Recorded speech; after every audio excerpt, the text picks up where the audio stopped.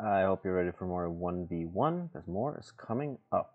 As announced in the last video, here's Correctus as Vikings versus me as Magyar on Arabia. Oh, another great intro music here. Magyar might be my favorite. I gotta give him some love for that nick.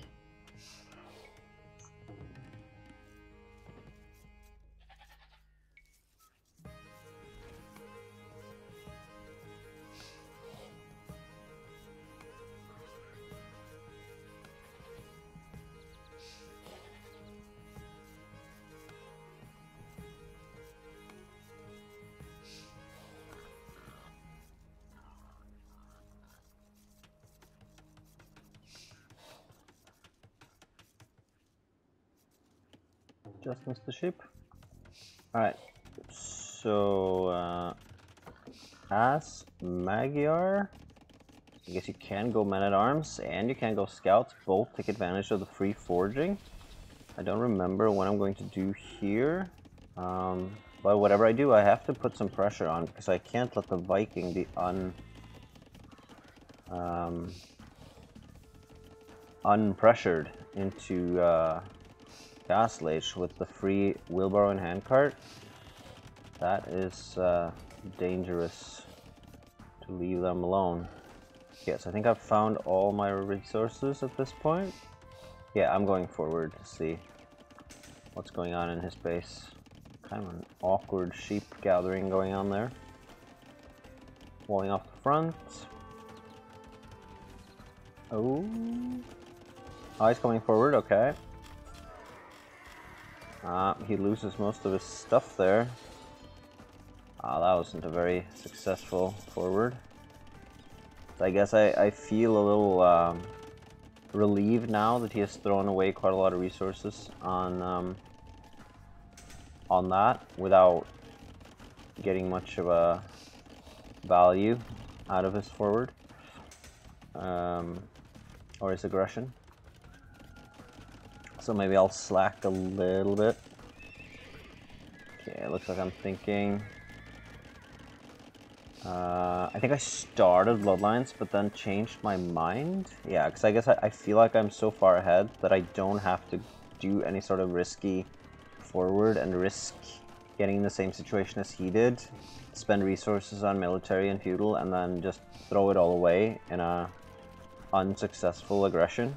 Obviously, it is a bit of a risk, right, to go aggressive. It might not pay off, and then you have spent time and resources.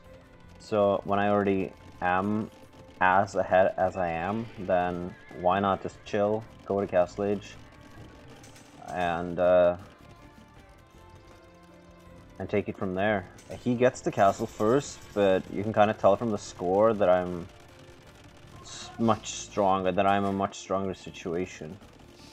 So I'm going knights. Obviously I get the 2 attack upgrades for free, which helps a lot, so I can just, yeah, spend all my resources on defense and defense upgrades, armor.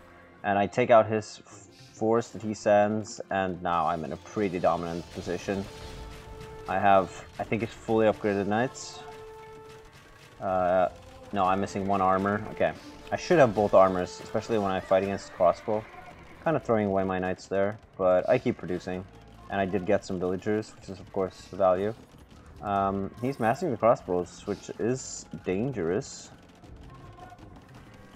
He's on 3 pretty tightly packed town centers here. I am on only 2, so I have more resources to spend on army. I think that's smart at this point. And yeah, I counter him pretty well with scorpions. So yeah, so I take out his whole force there. Scorpion plus knight is pretty deadly to any force using crossbows. And I put the pressure on this town center. I feel like I can ride in with the knights now. Pick villagers, just really keeping the pressure on. Yeah, taking out that whole force. Get 1-for-1 with that militia or that mangonel, and yeah, that's just too much for him. 3 mangonels at this point, pushing the town center. 1 is already down, and he has this significant Night Force, which still I haven't been able to pick up, or I have been able to, I just haven't done it. I haven't picked up that last armor upgrade, which I definitely should, but it's alright. I'm expanding on the map, and things are just coming out in a steady stream here. Actually not even making villagers at this point. Kind of stopped at 70. I knew this was this push was gonna break through, so that was all right.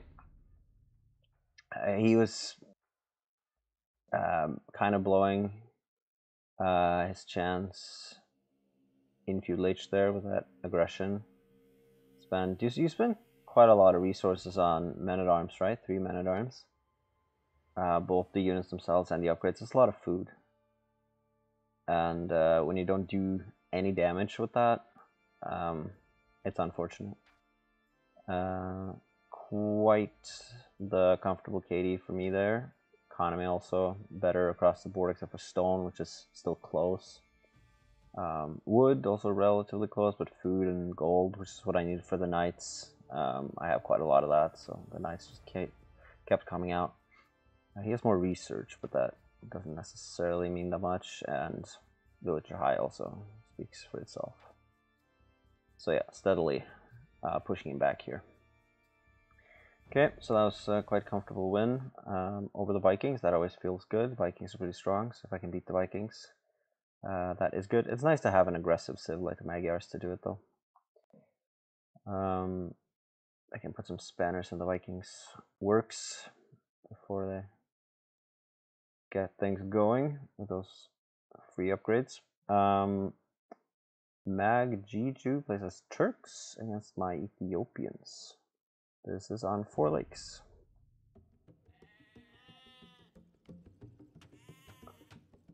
Okay, let's just speed up. I'm not that big a fan of the Ethiopian start theme, so I'll talk over that, but I guess you can enjoy it in the background if you like it.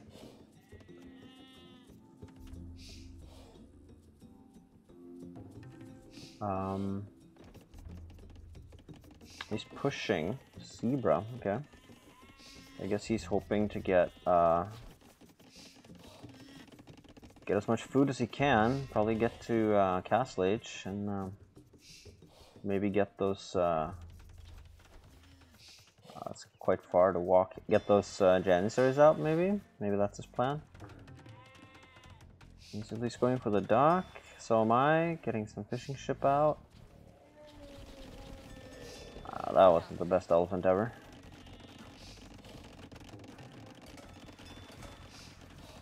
Laying off here. I definitely have a stronger fishing economy than he does. 3 ships for him there. I'm on 5. On my way to Feudal Age, so is he. It's fairly close. I'm a little bit behind. Getting a barracks up. I think I'll be going into archers as the Ethiopians. That makes sense. He is putting down the stable, so he's thinking scouts, which also makes sense. Remember, this is a game from the new patch, so the Turk light cav or scout cow light cav hussar, they have more pierce armor. So against the Ethiopians, which you would expect go archers, which is also what I am doing, that makes sense. However, I do add spears, because I know that the light cav is probably what I will have to face. And here they are. I'm trying to wall off, but I'm a little late. He comes in before the wall is up. I do wall him out here, though, so he doesn't get into the wood line. That's nice. But he do get kills on the, or at least 1 kill. Oof, yeah, 1 kill on the berries, and I think 1 on the gold, but then my army comes back and cleans him up. And I'm also in here with the force. Being a little bit annoying. Quite a lot of spears and archers here. I get a zebra and a vil. He is on Castle Age already. I haven't even clicked. I have a lot of gold. It's a little The eco is a little off balance, so I have to use the market there a little bit. I get a few more kills though, so I'm keeping his eco pretty pushed to the limit by killing all these villagers. He comes in from another raid, but I have spears ready, so he's kind of being shadowed by spears. There's not much he can do. I wall off again. That was pretty nice. Quick wall, actually. And he doesn't get any damage. I get automatically pikemen when I get to Castle Edge, which is pretty nice. I also dropped a stable here, so I actually have control of his pond. So he has no fishing eco. While I have fish here, I also have fish here. I haven't gotten up here yet, but I have 2 ponds, he has none. So of course that's a big advantage. I'm getting into some camels to counter his cavalry. I'm expecting pretty much this castle. I haven't seen it yet, or maybe I know. Do I know if the castle is there? Yeah, I see it. Okay, so I know that Janissaries are probably on the way. I pull out, even though I break through. I pull out. I'm thinking Imperial Age, I think. I just want to boom and get to Imperial Age. I assume since I have all the fish and he has none, that I can expect to get to Imperial Age first. See, food is coming in really quickly, and there, I'm on my way to Imp. And I'll use the strength of my Ethiopian Arbalests and get heavy camel as well. And of course Treb. I have the high ground here. So, well, he matches me with the high ground castle up here, but I'm so confident to get to Imperial Age first that I'm not too worried about this. Just get the Treb out, take this castle down, and then I can start pushing his town. Also have a ram out that can help out. This is an expensive fight for me. I lose all my camel, but I do get my crossbow in and take out his army. And then he sees the writing on the wall. He doesn't have any army left. This castle is definitely going down, and I'm then free to push in. I'm gonna get... I actually haven't clicked Arbalest, which is questionable why I don't get Arbalest, but I do get heavy camel, more trebs. I already have a force of crossbows that's pretty dominant in the range game. Janissaries, yeah, they have a lot of damage, but they fire kind of slow. He doesn't have many left, and I do think I outraged him. Range is 7 range. Oh, actually, no, he outranges me. Janissaries have a sick range. Of course, they're not very accurate, so it's a little bit... The whole story isn't told by that range, but I was sure the crossbows would outrange Jans, but no. Janissaries is a sick unit if they have a certain amount. If you have a certain amount of them, it's pretty much unstoppable. So Turks are definitely dangerous, especially now that they can play light cav early, and they're not so useless in Feudal Age anymore.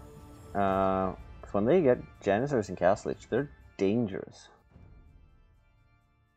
But yeah, I have managed to stop him here with the Archer Spear combo and Feudal Age, and got quite a lot of damage in. So the kill death ratio isn't crazy, but it's good. And just the situation on the map, eco, especially food eco, wood too actually, but it was especially food with all the fish, right? And oi, yeah, and gold, a lot more gold. Yeah, just in general, eco is a lot better. Villager high is actually really low, but I was pushing Imperial Age though. Like, I knew that it was important to get to the Trebs first and win that position on the front, not lose it rather. 29 really gold. Okay, yeah, that's quite a dominant display there, population wise. Okay, so that was also quite a comfortable win over the Turks. That's not something you necessarily celebrate too much. I mean, Turks is hard to play, even though they have super heavy hitters and strong options. It's hard to get to them. So, okay, I get another Khmer. I usually feel quite confident playing the Khmer, but I don't think this is quite going my way. I think it's because this is a strategy mistake, I think. Well, we'll see what happens. I don't remember every detail, so we'll just see. Go into scores and pay attention to that.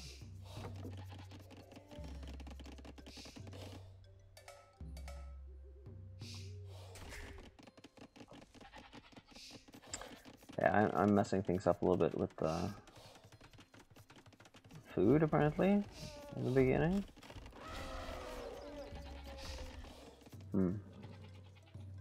Parking his scout over there.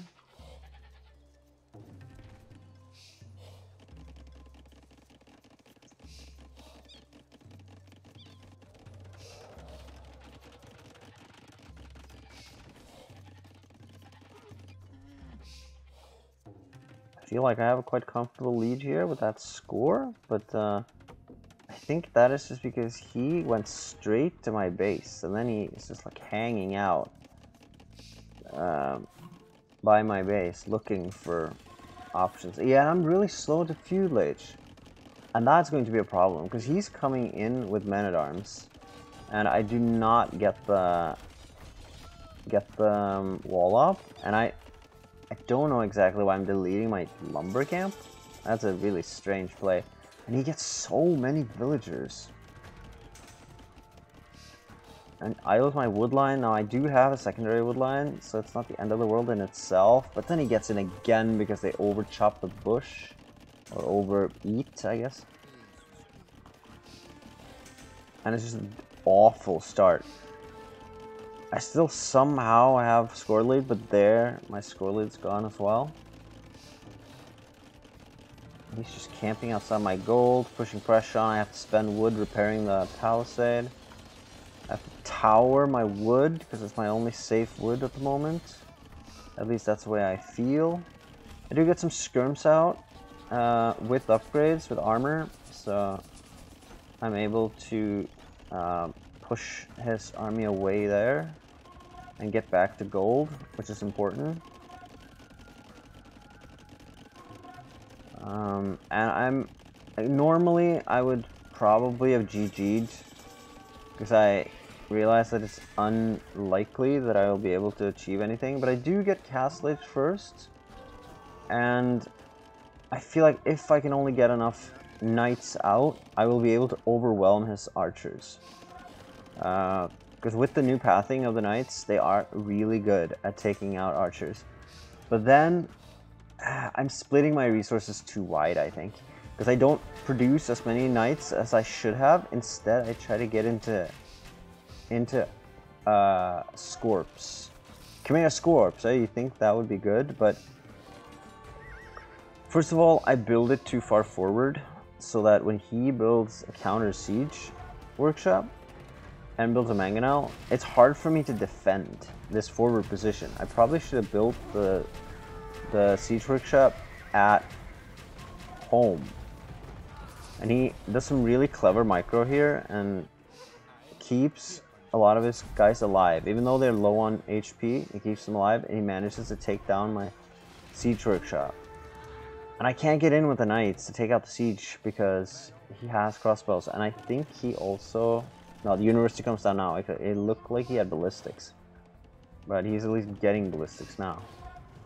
And he has quite a massive score lead because he has so many kills. He murders my wood or my gold choppers. And I'm just hoping for some great shots, but he 1 for 2s. Or 2 for 1s, rather. My mangonels, and then that's the nail in the coffin for me there. So that was a pretty awful game. The start was just terrible. How much value he got from his men-at-arms. That should never have happened. And then it just snowballed from there. He got a big ball of archers, which I never managed to deal with, even with the Chimera options, with the Scorpions. I think there are many points in this game where I could have done things a little bit differently, and one, in the beginning, obviously with the men-at-arms and that was just poor play, but with the Scorpions, I think if I built the siege workshop further back, which I realized, and I did build another one further back, and then could have masked up some siege at home instead of building it on the front and then allowing him to take down one Scorpion at a time, pretty much. Maybe I would have had more success with those Scorpions. And he was 1 TC for a long time. He has 2 now, but or 3 actually. But he went all in on the aggression, I believe, and just made archers and got that map control and military dominance.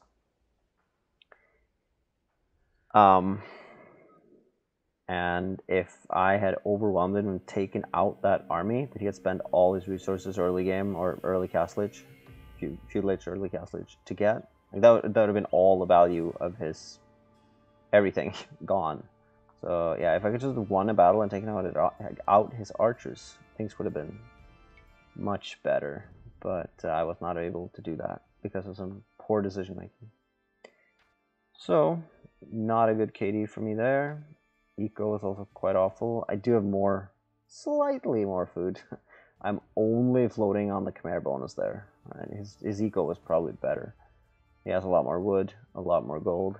So that was what he needed, and way more villagers. Obviously, that's the difference. There is probably what he killed, but yep, not a good game. Even with a strong Civis Khmer.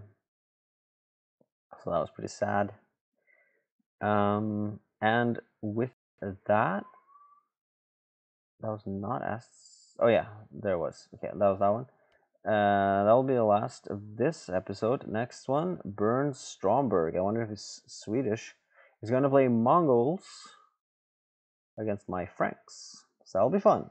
That's probably my favorite civ, the Franks. So that'll be next time. See ya.